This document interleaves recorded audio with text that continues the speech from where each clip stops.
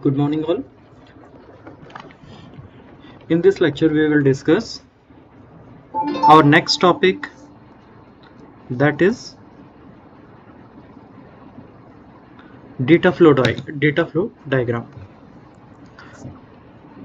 ठीक है, तो सबसे पहले हम लोग को ये जानना है कि डेटा फ्लो डायग्राम होता क्या है. ठीक है, उसके बाद फिर जो बाकी की जो चीज़ है वो तो इसके बाद हम लोग डिस्कस कर सकते हैं.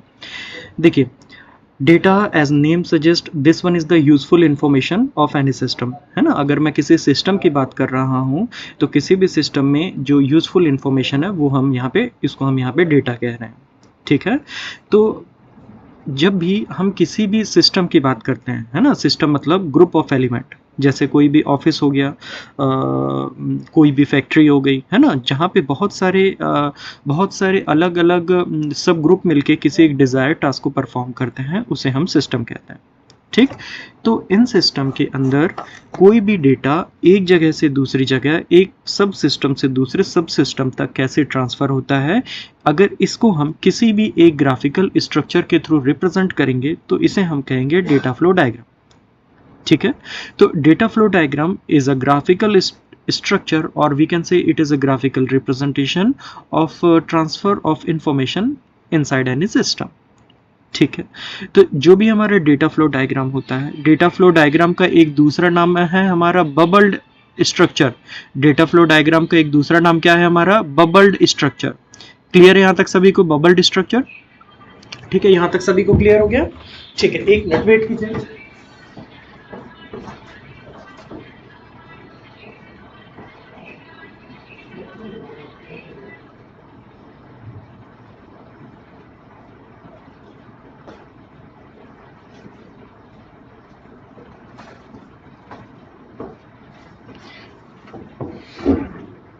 ओके, ठीक है, यहाँ तक सभी को क्लियर है? तो जो भी इंफॉर्मेशन का फ्लो है, अगर हम उसे ग्राफिकली रिप्रेजेंट करेंगे तो इसे हम डेटा फ्लो डायग्राम कहेंगे. ठीक है, ओके. अच्छा, कोई भी डेटा फ्लो डायग्राम को हम लोग डिफरेंट लेवल्स में डिवाइड कर सकते हैं, जैसे लेवल 0, लेवल 1, लेवल 2, लेवल 3. बात यहाँ तक क्लियर है? ठीक है, अब ये लेवल को कैसे बनाया गया है? जैसे कोई भी सिस्टम, अगर उसके पूरी प्रोसेस को हम एक ब्रॉड व्यू में रिप्रेजेंट करना चाहें, ब्रॉड व्यू मतलब जैसे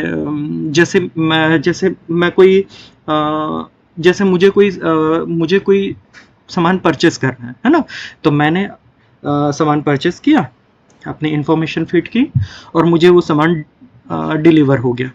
ठीक है, तो ये एक मैंने ओवरव्यू बताया है पूरी की पूरी, एक जो भी हम लोग ऑनलाइन शॉपिंग करते हैं उसके एक ओवरव्यू मैंने आप लोगों को बताया. ठीक है, तो अगर किसी भी एक सिस्टम का, जैसे अगर मैं किसी हॉस्पिटल का एग्जांपल लेता हूँ, तो हॉस्पिटल में जो भी अगर कोई पेशेंट आते हैं तो सबसे पहले वो अपनी बिलिंग करवाते हैं, और बिलिंग करवाने के बाद जो भी उनका वहाँ पे ट्रीटमेंट हुआ, ट्रीटमेंट के सबसे पहले अपनी वो इन्फॉर्मेशन वहाँ पे रजिस्टर करवाएं, इन्फॉर्मेशन रजिस्टर कराने के बाद उनका ट्रीटमेंट हुआ, ट्रीटमेंट के बाद उनकी बिलिंग हुई, बिलिंग के बाद वो वहाँ से हॉस्पिटल से जा सकते हैं. ठीक है, तो जो ये एक आउटर स्ट्रक्चर होता है किसी भी सिस्टम का, किसी भी डेटा फ्लो का, इसको हम लोग लेवल 0 के अंदर रखते हैं. बात समझ में आई? वैसे ही अगर हम लोग उसका और भी हम लोग उसको माइन्यूट ऑब्जर्वेशन करें, जैसे अगर मैं बिलिंग सिस्टम का ही एक ऑब्जर्वेशन करूं, तो बिलिंग सिस्टम के लिए हमें क्या क्या इन्फॉर्मेशन चाहिए होगी? अगर मैं हॉस्पिटल की बात करता हूं कि पर्सन की एज क्या है, पर्सन का नाम क्या है, क्या उनका एड्रेस है ना, उनको क्या डिसीज़ है उनको, ठीक है, कब वो एडमिट हो रहे हैं, क्या क्या उन्होंने मेडिसिन ली हैं. ठीक है, तो ये जो सारी इन्फॉर्मेशन अगर हम किसी भी सिस्टम में रिप्रेजेंट करेंगे तो वो हमारे लेवल 1 या लेवल 2 के अंदर आएंगे. ठीक है, तो किसी भी सिस्टम को जितने भी माइन्यूट हम ऑब्जर्वेशन करते जाते हैं, उसके फ्लो को जितने भी माइन्यूटली हम लोग रिप्रेजेंट करते हैं, ये हमारे लेवल को रिप्रेजेंट करता है. बात यहाँ तक क्लियर है सभी को? ठीक, तो any data flow diagram can be divided into logical or physical. ठीक है, logical data flow diagram means अगर मैं किसी भी सिस्टम के फ्लो ऑफ डेटा को रिप्रेजेंट कर रहा हूँ या किसी भी सिस्टम के फंक्शंस को रिप्रेजेंट कर रहा हूँ, है ना, कि फंक्शन मतलब इसके बाद डेटा हम ये इनपुट है, ये इनपुट ये ऐसा प्रोसेस हुआ, इसके बाद यहाँ पे जाएगा, अगर ऐसा होगा तो ठीक है, अगर ऐसा नहीं होगा तो इस सब सिस्टम में जाएगा, अगर ऐसा होगा तो इस सब सिस्टम में जाएगा। अगर मैं इसके पूरे फंक्शन को, किसी भी सिस्टम के फंक्शन को अगर मैं रिप्रेजेंट कर रहा हूँ किसी भी स्ट्रक्चर के थ्रू, किसी भी डायग्राम के थ्रू, तो हम उसको कहते हैं लॉजिकल डेटा फ्लो डायग्राम। बात यहाँ तक सभी को क्लियर है? ठीक है। वैसे ही अगर हम लोग फिजिकल इंप्लीमेंटेशन की बात करते हैं, अगर हम लोग फिजिकल डेटा फ्लो की बात करते हैं, तो फिजिकल डेटा फ्लो कुछ नहीं है। फिजिकल डेटा फ्लो जो भी हमारा लॉजिकल, जो मैंने अभी आप लोगों को प्रोसेस बताया ना, जब हम इसका फिजिकली इंप्लीमेंटेशन करेंगे तो इस फिजिकल इंप्लीमेंटेशन में हमारा डेटा कहाँ, किस पाथ से किस पाथ में जाएगा, किस सिस्टम से किस सिस्टम में जाएगा, उसको अगर हम लोग रिप्रेजेंट करेंगे ग्राफ के थ्रू, तो हम लोग उसको कहेंगे फिजिकल डेटा फ्लो डायग्राम। बात सबको समझ में आई? तो जितना भी जब हम लोग लॉजिकल फ्लो डायग्राम आप लोगों को समझाते हैं, या जब भी कोई स्ट्रक्चर के थ्रू मैं आप लोगों को लॉजिकल फ्लो डायग्राम समझाऊंगा, तो वो सब हमारा लॉजिकल की कैटेगरी, कोई भी डेटा फ्लो डायग्राम का जब मैं स्ट्रक्चर लेके आप लोगों को समझाऊंगा तो वो सब लॉजिकल के अंदर आएगा। क्यों लॉजिकल के अंदर आएगा? क्योंकि वहां पे हम सिर्फ आपको फिजिकली, वहां पे हम सिर्फ आपको सिस्टम का फंक्शन समझा रहे हैं। बात समझ में आई? लेकिन उस सिस्टम के पर्टिकुलर उस सिस्टम के अंदर भी तो काफी सारे फिजिकल प्रोसेस होंगे, है ना। तो जब हम लोग उस फिजिकल प्रोसेस को जब हम अगर मैं रिप्रेजेंट करना चाहूँ तो फिर वो हमारा फिजिकल डेटा फ्लो डायग्राम के अंदर आएगा। बात यहाँ तक क्लियर है? ठीक है। तो यहाँ पे एक ऑनलाइन शॉपिंग के लिए को रिप्रेजेंट करने के लिए एक डेटा फ्लो डायग्राम का एक स्ट्रक्चर यहाँ पे गिवन है। ठीक है, आप लोग यहाँ पे देख सकते हैं, एक यहाँ पे डायग्राम गिवन है, ये हमारा डेटा फ्लो डायग्राम को रिप्रेजेंट कर रहा है। लेकिन क्योंकि इस फिगर के कारण ये इधर का पोर्शन थोड़ा सा छुपा हुआ है, तो मैं उसको रिप्रेजेंट करने के लिए दूसरा यहाँ पे डायग्राम यूज कर सकता हूँ, एक दूसरा डेटा फ्लो डायग्राम यूज कर सकता हूँ। बात यहाँ तक समझ में आई? अब ये जो पहला डायग्राम है, ये भी हमारे शिपिंग के लिए ही यूज किया गया है, कि जब हम लोग कोई भी ऑर्डर अपना प्लेस करते हैं, और उसके बाद कैसे उसके ऑर्डर प्लेस करने के बाद हमें क्या क्या प्रोसेस करना पड़ता है, हमें एड्रेस अपना डालना पड़ता है, हमें पेमेंट करना पड़ता है, फिर हमें इनवॉइस जनरेट होती है जो भी हमने पेमेंट किया है ना। तो जो भी हम लोग यहाँ पे देख रहे हैं, इसी को एक दूसरे तरीके से और रिप्रेजेंट किया गया है यहाँ पे डेटा फ्लो डायग्राम। ठीक है, तो आप लोग थियोरेटिकल पर्पस के लिए इस डेटा फ्लो डायग्राम का यूज कर सकते हैं। ठीक है। अच्छा, यहाँ पे आप देखेंगे कि जो भी डेटा फ्लो डायग्राम होता है, या कोई भी जो हमारा ग्राफिकल रिप्रेजेंटेशन होता है, उसमें हर एक सिस्टम को रिप्रेजेंट करने के लिए हम कुछ एक अलग अलग टाइप की सिम्बॉल्स का यूज़ किए, अलग अलग टाइप के नोटेशंस का यूज़ किए। जैसे आप लोग देखेंगे कि यहाँ पे हमारे एक रेक्टेंगुलर ब्लॉक है, उसको मैंने थोड़ा सा डिवाइड कर दिया, यहाँ पे दो ब्लॉक्स आपस में ज्वाइंट फॉर्म में कुछ जुड़े हुए हैं, फिर एरोज का यूज़ किया गया है ना। तो जब भी हम डेटा फ्लो डायग्राम बनाते हैं, तो हर एक सिंबल का कुछ स्पेसिफिक पर्पस होता है। ऐसा नहीं होता है कि हम लोग कहीं पे भी कोई भी सिंबल का यूज कर सकते हैं। बात सबको समझ में आई? ठीक है। तो जनरली जब हम लोग जब हम लोग प्रोग्रामिंग करते हैं, अगर हम लोग कोई सॉफ्टवेयर प्रोग्रामर है, और वो उसके लिए हम लोगों को फ्लो चार्ट बनाना है कि हमारा टास्क का क्या था, क्या इनपुट दे रहे हैं, क्या डिजायर्ड आउटपुट है ना। तो इनपुट और आउटपुट को जिस ब्लॉक से रिप्रेजेंट किया जाता है, जिस शेप से रिप्रेजेंट किया जाता है, वो हमारा सर्कुलर शेप होता है। बात सबको समझ में आई? ठीक है। वैसे ही आप लोग यहाँ पे देख सकते हैं, शिपिंग का कुछ एक एग्जांपल लिया गया है। अब किस पर्पस के लिए किस चीज का नोटेशन किया जाता है, किस पर्पस के लिए किस शेप का यूज किया जाता है, ये भी मैं आप लोगों को आगे थ्योरी में बताऊंगा। ठीक है, यहाँ तक सभी को समझ में आया? ठीक है। तो ये फ्लो चार्ट आप लोग कुछ देख लीजिए। जैसे आप एक यूजर है ना, यूजर की जगह आप खुद को माउंट करिए। आप यूजर हैं, आपने कोई प्रोडक्ट आपको परचेस करना है। ठीक है, तो आप लोगों ने उसके लिए प्रोडक्ट को परचेस किया। ठीक है, आप लोगों ने ऑनलाइन उस प्रोडक्ट के लिए आप लोगों ने सिलेक्ट किया। बात समझ में आई? सिलेक्ट किया, उसके बाद आप लोगों ने ऑर्डर को प्लेस कर दिया आपने। ठीक, ऑर्डर को प्लेस करने के बाद आपके पास क्या क्या इन्फॉर्मेशन रहेंगी, एक आपके पास एक बिलिंग वाला जनरेट होगा, है ना, जिसमें रहेगा कि कितना % डिस्काउंट मिला है, कितना % आप लोगों को GST लगा है, वगैरह वगैरह। आप लोगों को एक इनवॉइस आपको जनरेट होगा। ठीक है, फिर आप लोग उसको पेमेंट करेंगे, उतना जो भी अमाउंट है आप पेमेंट करेंगे। बात समझ में आई? वैसे ही जैसे जब आप लोग ऑर्डर प्लेस करते हैं, तो सबसे पहले ये कंपनी में भी ये चेक किया जाता है कि कंपनी उस ऑर्डर को फुलफिल कर पा रही है कि नहीं, है ना। मतलब जैसे आपने कोई मोबाइल आपने कोई मोबाइल सर्च कर रहे हैं, है ना आप, लेकिन जैसे परचेस करने जाएंगे, वहाँ पे मेंशन कर दिया जाएगा करंटली नॉट अवेलेबल। क्यों? क्योंकि अभी वो प्रोडक्ट हमारी कंपनी में नहीं है। बात समझ में आई? अगर कंपनी में प्रोडक्ट होगा तो आप लोग वहां से परचेस कर पाएंगे, ठीक है। तो अगर मैं यहाँ पे कंपनी की तरफ से देखूँ तो अगर कंपनी उसको फुलफिल कर पा रही है तो कंपनी उसके लिए आप लोगों को एक्नॉलेजमेंट देगी, आप लोगों के जो भी सॉफ्टवेयर है उसमें स्पेसिफिक आ जाएगा कि ये प्रोडक्ट अभी अवेलेबल है और इसके लिए आप लोगों को इतना आप लोगों को इतना प्राइस पे करना है, ठीक है। अच्छा, जब आप लोगों ने ऑर्डर प्लेस किया, आप लोगों ने अपनी शिपिंग इन्फॉर्मेशन भी डाली है, ठीक। अब वो शिपिंग इन्फॉर्मेशन भी कंपनी के पास जाएगी, ठीक है, कि कंपनी को अपने ऑर्डर को कब प्लेस करना है, कंपनी को अपने ऑर्डर को कहाँ पे सेंड करना है। बात समझ में आई, ठीक है। तो ये कंपनी के पॉइंट ऑफ व्यू से देख लीजिए, कंपनी ने के पॉइंट ऑफ व्यू से देख लीजिए। अब जो सिर्फ और सिर्फ शिपिंग इन्फॉर्मेशन जो भी रहेगी, उसके साथ साथ आपका जो भी नाम है, आपका जो भी पर्सनल डिटेल्स वगैरह है, वो सब भी कंपनी के पास जाएगी, ठीक है। यहाँ तक सभी को समझ में आया? उसके बाद कंपनी पेमेंट कलेक्ट करेगी, कंपनी के पास पेमेंट आएगा और कंपनी जो भी ऑर्डर है अपने यूजर को डिस्ट्रीब्यूट कर देगी, जिस यूजर ने उसे प्लेस किया था। बात यहाँ तक समझ में आई? तो इसको भी आप एक डेटा फ्लो डायग्राम का एग्जांपल ले सकते हैं, जो हम लोग ऑनलाइन शॉपिंग के लिए यूज कर रहे हैं, ठीक है। ऐसे हम लोग डेटा फ्लो डायग्राम आप अपने मेडिकल के लिए यूज कर सकते हैं, हॉस्पिटल के लिए यूज कर सकते हैं, या अगर कोई भी मेडिसिन मैन्युफैक्चर हो रही है, अगर मेडिसिन मैन्युफैक्चर हो रही है तो इनपुट क्या होगा? इनपुट होगा हमारी कस्टमर की रिक्वायरमेंट, ठीक है। जो भी हमारी कस्टमर की रिक्वायरमेंट होगी वो हमारा इनपुट होगा, वो इनपुट हमारे सिस्टम में आएगा। सिस्टम से सबसे पहले ये चेक किया जाएगा कि ऐसे कौन कौन से कंपोनेंट है, कौन कौन सी मेडिसिन है जिसके कंपोनेंट्स को आपस में मिला के हम इस टाइप की नई मेडिसिन तैयार कर सकते हैं, ठीक है। फिर उसकी कॉस्ट वगैरह देखी जाएगी, ठीक है, कि इसके लिए कितनी कॉस्ट जनरेट होगी, कि हर मेडिसिन की कॉस्ट कितनी आएगी, ठीक है। फिर उसके हिसाब से जो भी हमारा एक्सटर्नल एंटिटी थी, एक्सटर्नल एंटिटी मतलब बेटा जो भी हमारे सिस्टम के बाहर का जो भी पर्सन है ना, सिस्टम के बाहर का पर्सन मतलब अगर कोई भी पेशेंट हॉस्पिटल में आया है तो पेशेंट हॉस्पिटल में नहीं है, पेशेंट की अलग एंटिटी है, तो उसको हम लोग एक्सटर्नल एंटिटी कहेंगे। अगर कोई भी कस्टमर कोई भी सामान परचेस कर रहा है तो वो हमारे सिस्टम से रिलेट नहीं करता, वो हमारी कंपनी से रिलेट नहीं करता, तो वो हमारी एक्सटर्नल एंटिटी कहलाएगा। बात सबको समझ में, ठीक है।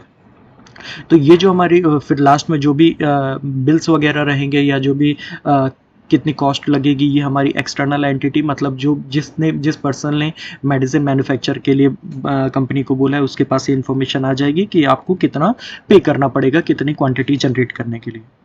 बात सबको समझ में आई, ठीक है। तो किसी भी फ्लो को रिप्रेजेंट करने के लिए कुछ इस टाइप का स्ट्रक्चर बनाया जा सकता है, ठीक है। एक यहाँ पे भी इस फ्लो चार्ट से भी आप देख सकते थे, लेकिन यहाँ पे कुछ पोर्शन हाइड हो गया है ना, इसलिए मैंने आप लोगों को इस वाले फ्लो चार्ट के थ्रू समझाया। बात यहाँ तक सबको समझ में आई, ठीक है। अब यहाँ पे डेटा फ्लो डायग्राम के बारे में थियोरेटिकल कुछ थियोरेटिकल कुछ रिप्रेजेंट किया गया, जो मैंने अभी आप लोगों को बताया है ना। क्यों कोई भी डेटा फ्लो डायग्राम क्यों यूज किया जाता है? कोई भी डेटा फ्लो डायग्राम यूज करने का मेन पर्पस ये होता है बेटा कि जो भी फंक्शनैलिटी होगी इनपुट देने से लेकर आउटपुट आने के बीच में, ये पूरी फंक्शनैलिटी हमारी external entity as well as हमारे सिस्टम के सभी एलिमेंट्स को पता हो, है ना, कि किस इनपुट के बाद में किस सब सिस्टम में हमारा इनपुट प्रोवाइड किया जाएगा, ठीक है। इसी बात को यहाँ पे मेंशन किया गया है कि जो भी हमारी data flow entity, data flow diagram has often been used due to the following reason. First one is the logical information flow of the system. It means that from where the information is to be sent and from where the information is sent, है ना, कहाँ से information send की जानी है और कहाँ पे इंफॉर्मेशन सेंड की जा रही है, ठीक है। The second one is the determination of physical system construction requirement. Clear है, ठीक है, कि क्या क्या रिक्वायरमेंट है हमारे सिस्टम की, है ना, क्या क्या रिक्वायरमेंट है हमारे सिस्टम की, इसके आइडेंटिफिकेशन के लिए। क्योंकि अगर हम लोग पूरा एक ग्राफिकल स्ट्रक्चर नहीं बनाएंगे तो हमें समझ में ही नहीं आएगा कि हमारा सिस्टम कहाँ पे लैग कर रहा है, ठीक है। अगर हम पहले से ही पूरा एक ऑब्जर्वेशन बना ले, पहले से एक बबल स्ट्रक्चर बना ले, तो हमें समझ में आएगा हाँ ये एक सिस्टम हमें और भी एक सब सिस्टम और भी हमें अपने सिस्टम के अंदर माउंट करना चाहिए ताकि और भी प्रोसेस अच्छे से ऑपरेट हो पाए, ठीक है। सिंप्लिसिटी ऑफ नोटेशन, जो भी हम लोग प्रोसेस या जो भी इनपुट है या जो भी आउटपुट है उसको रिप्रेजेंट करने के लिए जो भी हम लोग सिंबल्स का यूज़ करते हैं ना, उसको हम लोग नोटेशन कह रहे हैं यहाँ पे, सिंप्लिसिटी ऑफ नोटेशन, ठीक है। Establishment of manual and automated system requirement, बात यहाँ तक क्लियर है? ठीक। अब बात आती है सिंबल्स की, जो मैंने अभी आप लोगों को डेटा फ्लो डायग्राम में बताया था। ठीक है, अलग अलग पर्पस में अलग अलग नोटेशंस का यूज़ किया जा सकता है। जैसे मैंने आप लोगों को सॉफ्टवेयर की बात बताई थी, है ना, या टेक्निकली आप लोगों को बताया था कि जब लोग कोई भी डेटा फ्लो डायग्राम बनाते हैं तो इनपुट को सर्कुलर शेप से रिप्रेजेंट किया जाता है, रेक्टेंगुलर शेप से प्रोसेस को रिप्रेजेंट किया जाता है, वगैरह वगैरह। ठीक है, अब यहाँ पे देखिएगा, जैसे डेटा फ्लो सिंबल है, ये एक सिस्टम है, उसमें क्या किया गया है, उसमें कुछ प्रोसेस हो रहा है, जैसे इनपुट आ रहा है, आउटपुट प्रोवाइड किया जा रहा है, अंदर प्रोसेस हो रहा है ना। तो ये जो सारे टर्म्स हैं, इसको कुछ अलग अलग सिंबल्स के थ्रू, अलग अलग नोटेशंस के थ्रू रिप्रेजेंट किया गया। ठीक है, जैसे first one is the process. ठीक, अब ये प्रोसेस कौन कौन से होंगे, जैसे apply payment, calculation commission, calculate commission, verify order. ठीक है, तो ये सारे जो प्रोसेस है बेटा, इसको रिप्रेजेंट करने के लिए हम लोग कुछ इस टाइप का एक शेप का यूज़ करते हैं। आप लोगों को एक शेप दिख रहा है यहाँ पे, है ना। ये जो शेप है कहीं पे भी यूज़ किया जाएगा, जैसे आप इस डायग्राम में देखिए जो ऊपर बना हुआ था, यहाँ पे आप लोगों को इस टाइप का शेप दिख रहा है। तो इस टाइप का शेप जो भी आप लोगों को दिख रहा है, जैसे check transaction, deposit cash, withdrawal cash, place order, तो ये सारे प्रोसेस हैं।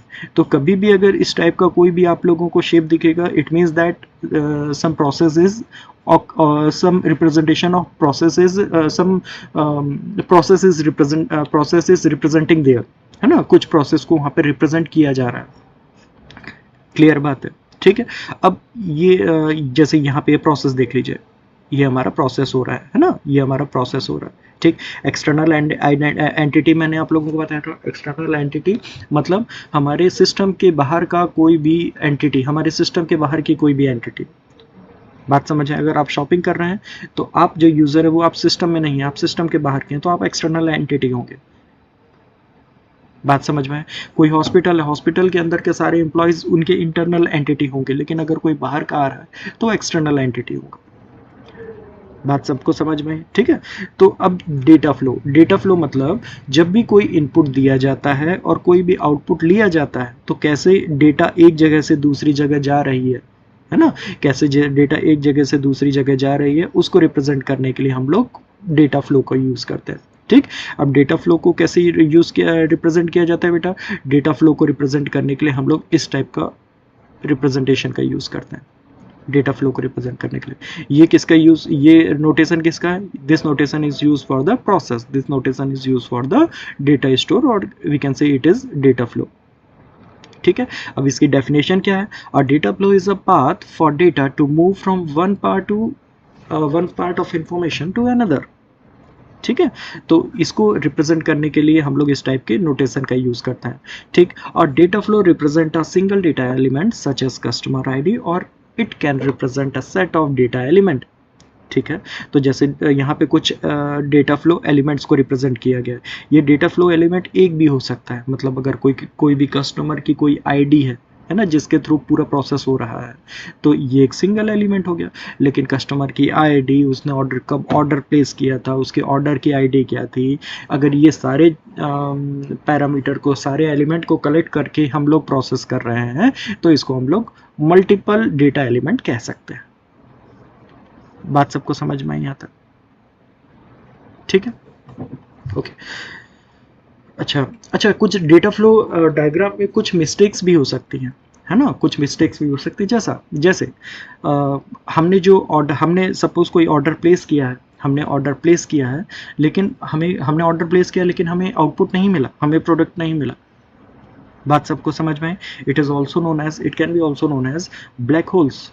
Second one, a processing step may have output flow but no input flow. मतलब मैं कोई सामान सेलेक्ट किया था, मैंने कोई प्रोडक्ट सेलेक्ट किया था, लेकिन मैंने पेमेंट नहीं की थी, है ना, मैंने पेमेंट नहीं की थी। इट मीन्स दैट हमने कोई भी इनपुट को हमने कोई भी प्रोडक्ट परचेस करने के लिए पूरा फुल प्रोसेस ही नहीं किया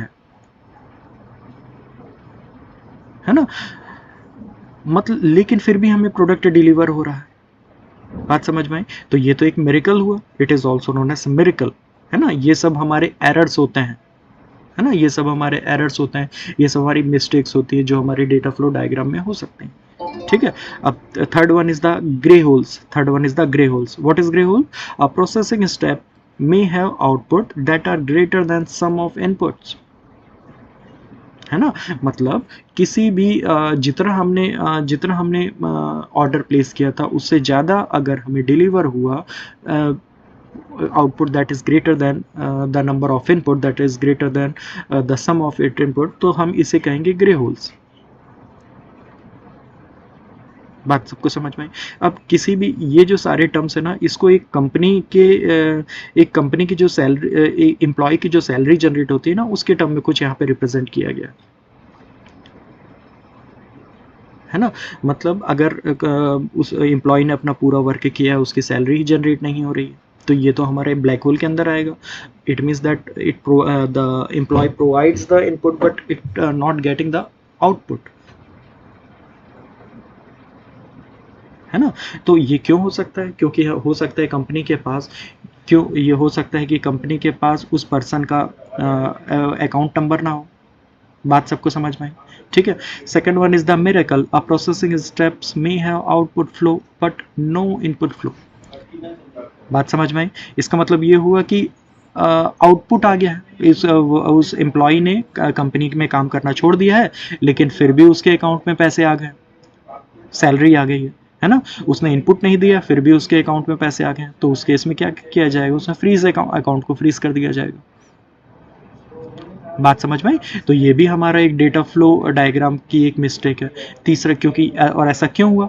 क्योंकि जिस पर्सन ने अपनी कंपनी को छोड़ा है, जिस पर्सन ने कंपनी में काम करना छोड़ दिया है, उसका अकाउंट नंबर वगैरह फिर भी वहाँ पे माउंट है, फिर भी वहाँ पे इस्टेब्लिश है ना। उसका नाम, उसका उसका रेजिग्नेशन या उसका जो भी लिविंग है वो हमारे एचआर तक नहीं पहुंची, है ना। तो उसके कारण उसकी इन्फॉर्मेशन, उसकी जो भी हमारी बिलिंग है वो जनरेट हो गई, उसकी सैलरी जनरेट हो गई, ठीक है।